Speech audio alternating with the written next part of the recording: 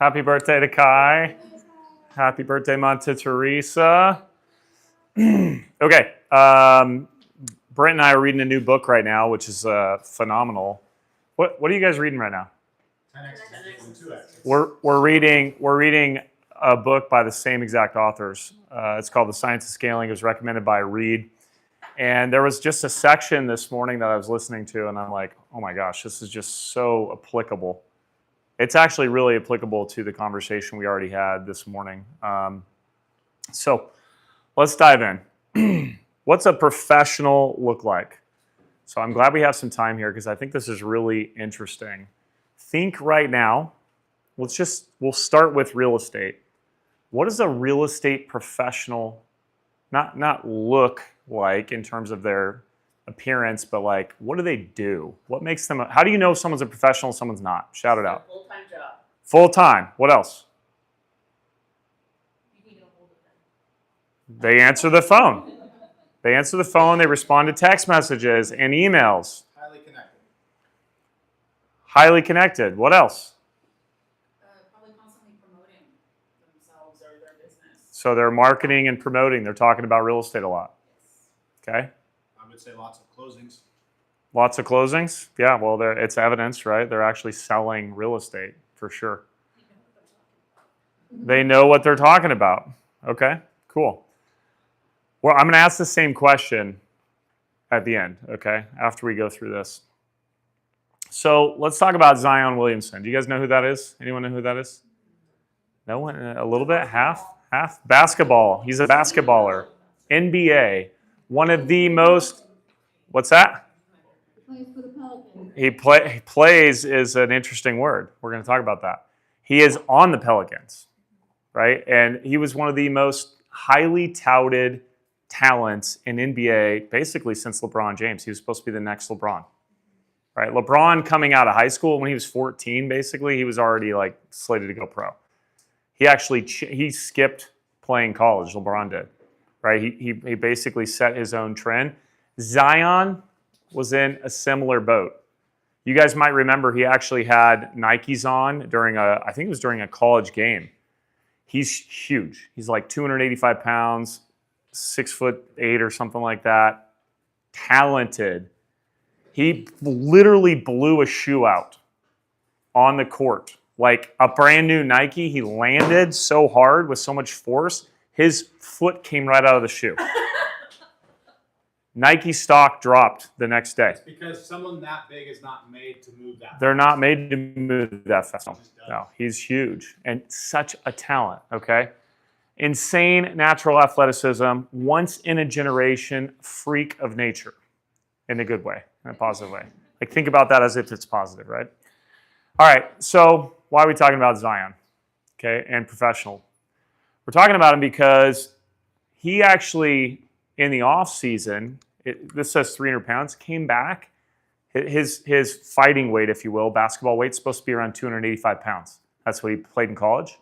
He came back at over 330 pounds in the off season to play in the NBA. By the way, kid's still playing in the NBA. The dude's 330 pounds, dunking, dropping fools. Here's the problem. His body is starting to wear.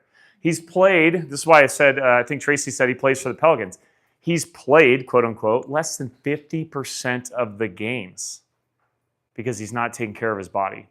In fact, it's so interesting. They had to change his contract. His contract is the first contract ever to reference weight in the NBA. Because they're like, hey, if you don't get under this certain amount of body fat and stay under 295, you're actually going to make less money. Why do you think it's the first time they've ever had to put that in the contract? They just saw how it affected how he plays. He's an asset. He could be an asset for them. He's not. Yeah, he actually has something in his contract too that says if he plays less than 50% of his gains, he actually only gets 40% of his salary. His salary has been an anchor to the Pelicans. $200 million. This is supposed to be LeBron James, right? So why are we bringing this up? Well, it's the first time it's ever been in there because professionals don't look like that. Does that make sense? Professionals don't have to be told, like, hey, don't gain 50 pounds in the off season when you're already gigantic, right? They don't have to be told that because they're pros. They're used to doing what it takes to be a pro. So at the pro level, habits matter. Talent alone is not enough. Okay? Winging it is not enough. Professionals don't need reminders to eat right or train or show up. His natural gifts did not protect him from his consequences. His contract literally holds weight against him.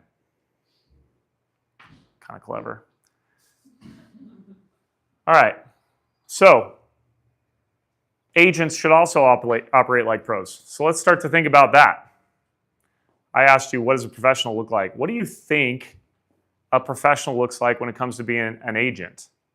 Now, let's, mind you, what is it? 9 out of 10 agents are not going to renew their license after the first or second year. So 90% of agents are out.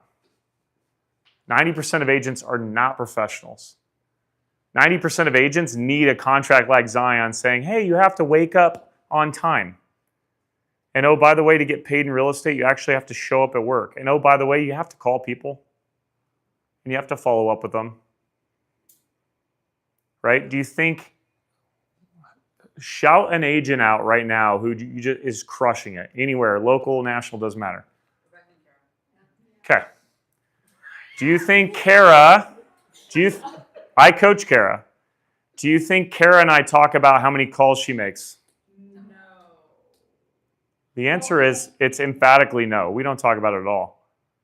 That's interesting. Why don't we talk about our calls? Why am I not beating her up on her calls? Because she's a professional. She doesn't need to talk about that. We talk about bigger picture things. We're not stuck at baby level agent. We're talking about big agent things. And she's taken, how many appointments do you have? 13? Yeah, she's going on 13 appointments. That's what we're talking about. How to handle that stuff. And oh, by the way, show up as a leader for you guys. That's what we're talking about. We don't have time to talk about, hey, did you make your calls today? Like, that's not professional. She's a freaking rock star. You just brought it up. I get the fortune to coach Rebecca. We're not talking about calls. Okay, so let's just run through this. They don't need reminders to prospect every day because you do it. That's what a pro does. They don't need reminders to follow up with leads because they do it. That's how pros operate. Okay, you can sit here, like I'm thinking of Lacey Bishop. Lacey's a really good friend of Brent and I's. When's the last time you think she needed someone to tell her to follow up with a lead? 28 years ago. Probably never. I would say never is probably the most accurate answer. Like a fluke. We've spent plenty of time with her. I can tell you right now, she doesn't need to be told to wake up and go to work. She goes to work. They don't need there's no urging needed to prep for showings, right? Your clients deserve a professional, not someone who needs chasing. So raising standards, this is obviously going to start with you. Now, my goal today is just to create awareness for you. That's it, right? If you're thinking about this Zion story, who's got all the potential in the world. I mean, I'm sitting here in this business, Brent. I'm just like revisiting some of the opportunities I've had in my life. I was at the Home Depot making $12 an hour, trapped. And by the way, I worked really hard. I did all the things. I did more than you're supposed to do. I was the safety director for a store. I was a forklift trainer for a store. I literally did PKs. Anyone work at the Home Depot in here? There's always someone that's worked at the Home Depot. PK's product knowledge. I did PKs on the entire store. I taught everyone how to do everything. I was an overachiever, if you can believe that. Shocker, right? And guess how much that got me when it came time to get my raise? 28.5 cents an hour. They did round it up. Thank you. Half a cent, $10.40 more per year. They gave that to me. That's how hard I worked. We are in a business right now, guys, where you get to actually get paid what you're worth.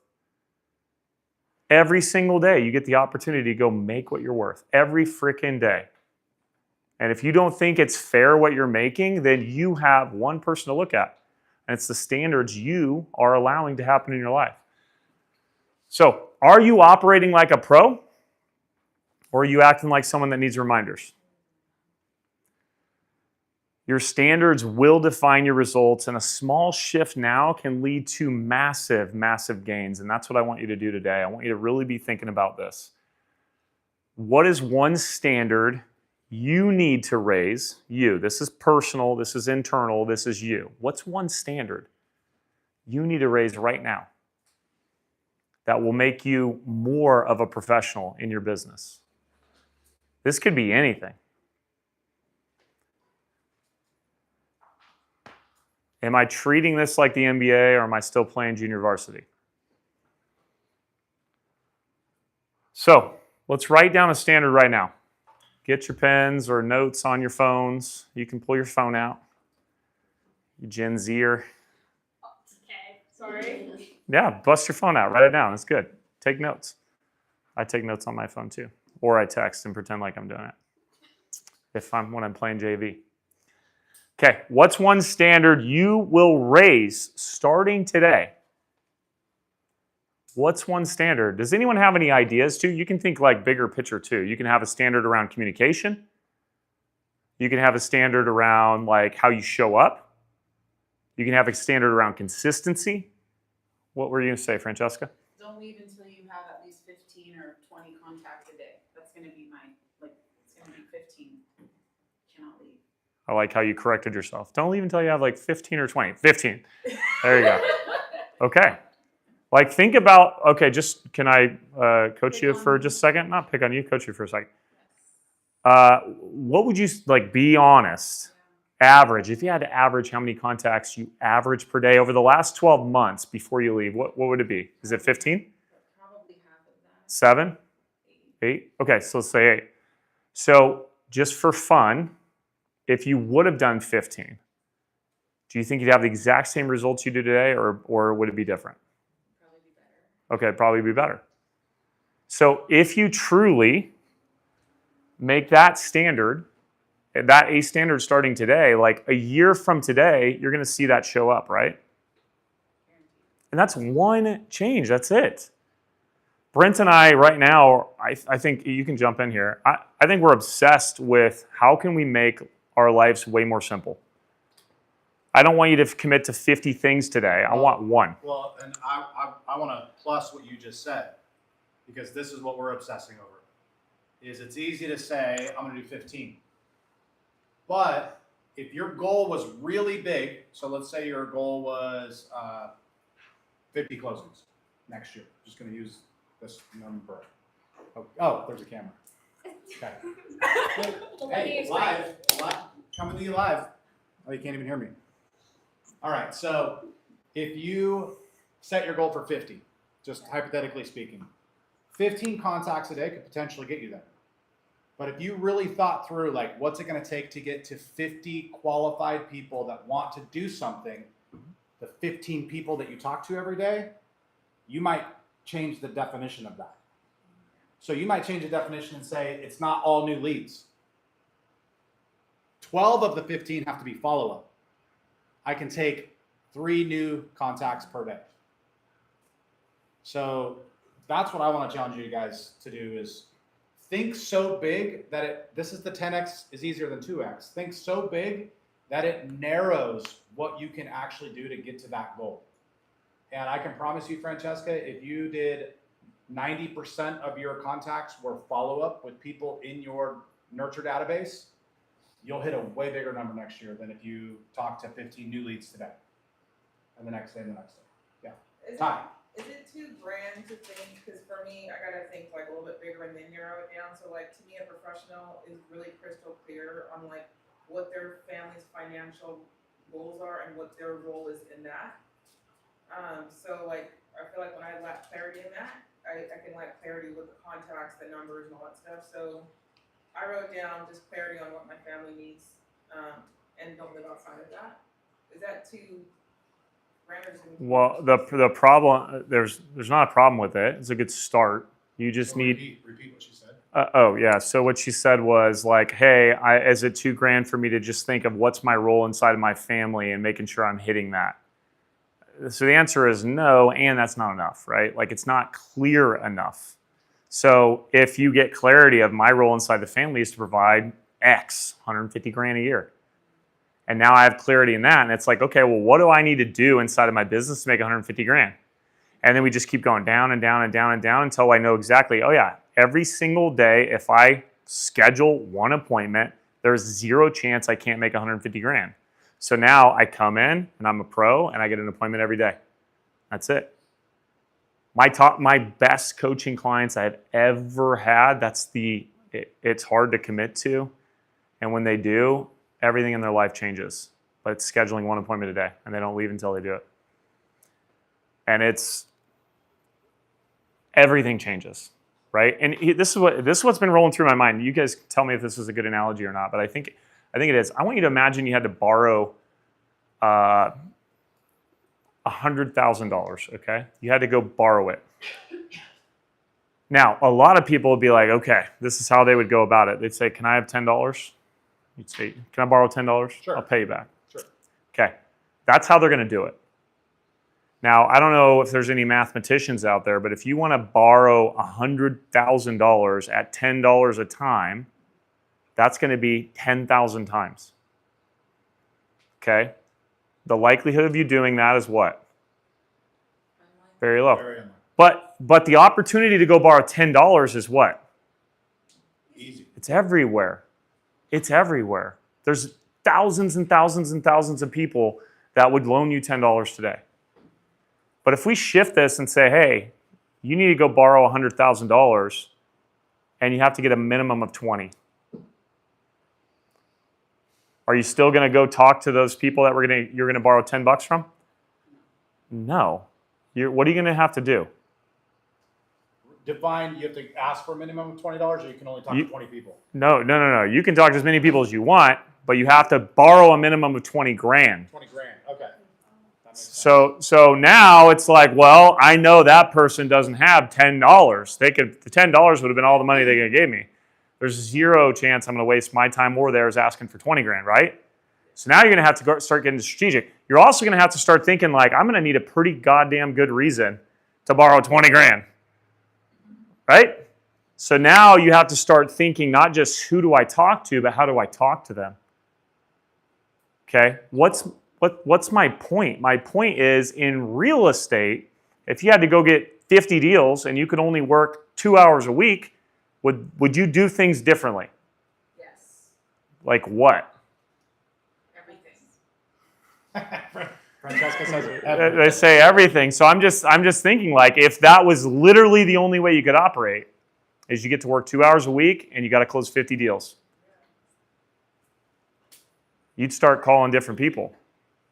You start having different conversations. You start looking for different opportunities, right? I'm going to be calling like mega investors, developers, builders, right? I'm going to be going to everywhere I can where someone can do more than one deal because I don't have time to talk about someone they only want to buy one home. Like I don't have time for that. You guys feeling me? So what he's saying, just to unpack it a little bit, Ty. What he's saying is, if you take your goal or what you want done, and you change the metric, and so the metric that we have control over is time. So it's like, okay, I want to close X amount of deals next year. You shorten the timeline in which you can get it done. It makes you think differently about how you're going to get it done. And by forcing you to think differently, that's where you can narrow your focus into the things that are actually going to get it done. And you stop optimizing things that don't even freaking matter in your business. 80% of what we're all worried about in this room is not getting you a piece of business today. And yet you're worried about it more times than not. And by applying time to something that's hard to get, you'll narrow the focus and you'll stop doing the things that you don't need to do. Well, and when you're having appointments like Kara had 13 appointments in the last 30 days, that's effectively 4 a week. Okay? Like 3 to 4 a week. and her contacts were almost at the top of the whole team. So most of the newer agents, what gets in their way is they get a deal and they want to pet it and touch it and hug it and love it, and they're not focused on the new deal. And Kara's like, I got that one, they're good, what's my next step? I'll wait until I need to do it, because she doesn't have time to touch it and hug it and love it, because she's missing other deals on the other end. By the way, you are too, you just don't know it. So that's what we really want to switch your, I mean, that's one of the most beautiful things about being on team, Brent, is that you have all the support on the background. Like, you get deals under contract, the team will take care of everything. So let's keep moving here. So one standard you will raise starting today, one habit you commit to doing consistently with no reminders. What's a habit? Your life, the outcomes in your life are largely determined by your habits. I would say over 90% of what you get is habitual. So this is another thing you write down. Write this down. You don't have to have the answer. What's one standard you'll raise? What's one habit you'll commit to? All right, Kobe, we'll talk about him for a second. Famously trained at 4 a.m. and outworked everyone, even though he was a top talent. He was never going to let someone outwork him. There's a story about someone getting to the gym before him. And he's like, what time did you get here? And the guy's like, oh, I got here at 5:30. Kobe showed up at like 4 the next day. And had already put in an hour and a half work before that guy got there. Because he wanted to, that was his standard. I'm going to work harder than anyone on the team. All right. His greatness came from relentless standards, not just natural ability, even though he had a lot of natural ability.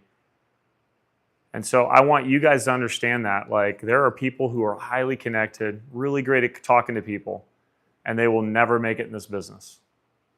That talent, that natural ability alone will not necessarily guarantee you success. All right, greatness is not just about talent, it's about the standards you set for yourself. So we got some time for maybe a couple of ahas. What's going through your head as you hear this story? What do you got? What are you hearing? The bold law. Grab a mic. There's a bold law that I use a lot. It says hard work beats talent when talent doesn't work hard. Hard work beats talent when talent doesn't work hard. Wow. I love it. All right, anyone else? Thoughts, comments, ahas, something you're going to do. Anyone going to do anything with this info? Yes. I'm going to reassess my professionalism. Yeah, I love that term pro. I like the term pro, right? Because we think about basketball players or football players, or, even you think about entertainers, right? And they're like losing a bunch of weight for a role or gaining a bunch of weight for a role, or they're really committed to learning it. It's like, can you imagine if you had heard it? Like, you don't hear stories about how notoriously late they were or how unreliable they were. You hear it sometimes. It's very rare. Very, very, very rare. By and large, these people are committed to being a pro.